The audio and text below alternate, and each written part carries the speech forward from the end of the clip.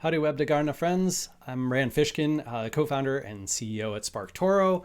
I'm excited to be presenting to you in a few weeks here, and I thought I would join the small talk interview that Alexandra has kindly sent. So I'll try and rapid fire answer these questions for you in just a few minutes. Which period or incident in your life or career has had the most impact on you, and why? Ooh, I mean, it's always tough to not say childhood, but I'm going to say career-wise, I think it was my period as not as CEO of Moz, but as an individual employee, sort of struggling and being frustrated with many of the decisions that leadership was making and being frustrated with the dynamics around the board of directors. It's this unique position where you kind of get to see the company from the very highest level, because you're part of the board of directors, right? I was the chairman of the board, and also an employee, someone on the team, someone who other employees, for the first time after I stepped down as CEO, like felt comfortable talking to about the problems of the company and challenges. I think it really helped me to see a business's infrastructure from all its levels. Please tell us about a wow factor you have experienced in your work, perhaps a situation where you really experienced how the dots are connected. Yeah, I mean, I think one of the weird things about being my particular age demographic and having been involved in the internet when I was quite young in high school, but then seeing the rise of it, is that I have this sort of wow factor of connecting the dots of incentives and systems that the tech world built, and that the venture capital world built, that the entrepreneurship world built, and then watching how that has come to kind of take over the planet via businesses like Facebook and Google and Amazon, even Microsoft, Apple, Netflix, right? These giants in our field that became massive during my lifetime, and whose work, I worked closely with many people at these companies and talked to folks there and was inside these ecosystems, and didn't directly financially benefit from their growth, but certainly felt that impact on the ecosystem. I think that's a dots are all connected for me moment where I could see the incentive of Facebook was to get everyone on their platform and then addict them to that platform and keep them there as much as possible. And of course, we have lots of negative externalities as a result of that, but also some positive impacts, especially for business owners and marketers who want to reach their audience in a single place through a system that's very simple to set up, as opposed to the complex and diversified world of where should I put my advertising dollars and how do I know it's going to work? So those incentives, those dots connected, they really help me understand the market better. Share your biggest or almost biggest professional mistake with us and what you believe you learned from it. When I was at Moz, I was the CEO. This is 2013, 14.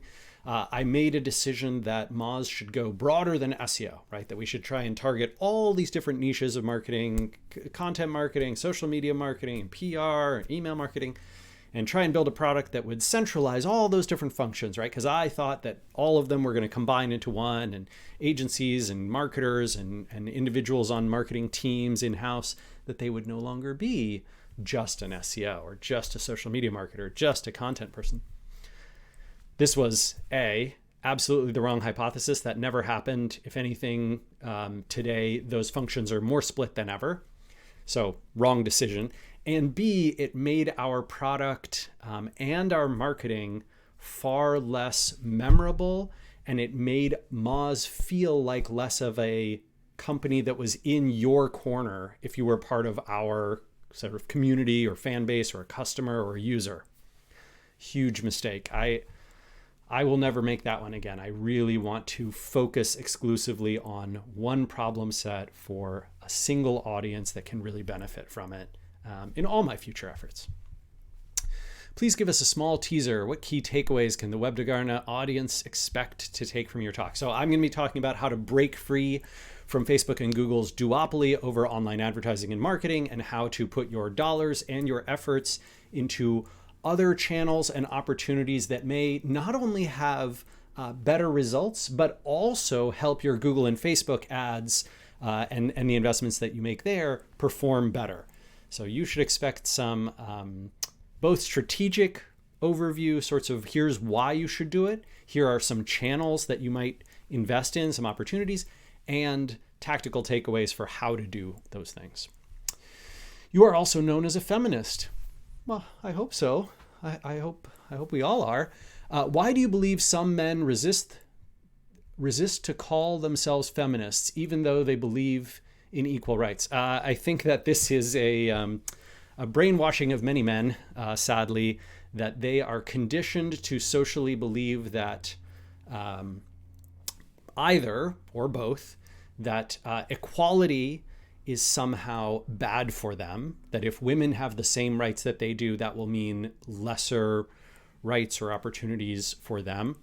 And I think even for people who absolutely do believe in equality of rights, they have been conditioned to believe that feminism means something that it doesn't, right? The definition of feminism is a belief that all genders should be treated with parity, that equality of gender relations and opportunities should be fair and equal. Tragically, many people think feminism means something other than that. It does not. We know that you love a tasty cocktail. I do. And a lovely dish of pasta. I do. You know me so well. How would you combine these 6 alternatives and why? Okay, carbonara, a slow-cooked ragu, spaghetti alla vongole with a bright orange bitter but refreshing Negroni, a glass of aged Barolo, a bubbly limoncello spritz. Okay, the carbonara I'm going to put with the limoncello because the spritz, because I think that citrus can brighten it up, and carbonara is a very heavy, fatty, rich dish. Ragu and Barolo. I mean, how can you go wrong? And then that leaves the spaghetti vongole and the Negroni, which is going to go beautifully together too. You could probably swap the Negroni and the limoncello spritz. It's dealer's choice. But, you don't want to take the Barolo away from the Ragu. That's a bad idea, in my opinion. All right, I hope you have a lovely evening with some lovely pasta and a delightful cocktail. Take care. See you in a few weeks.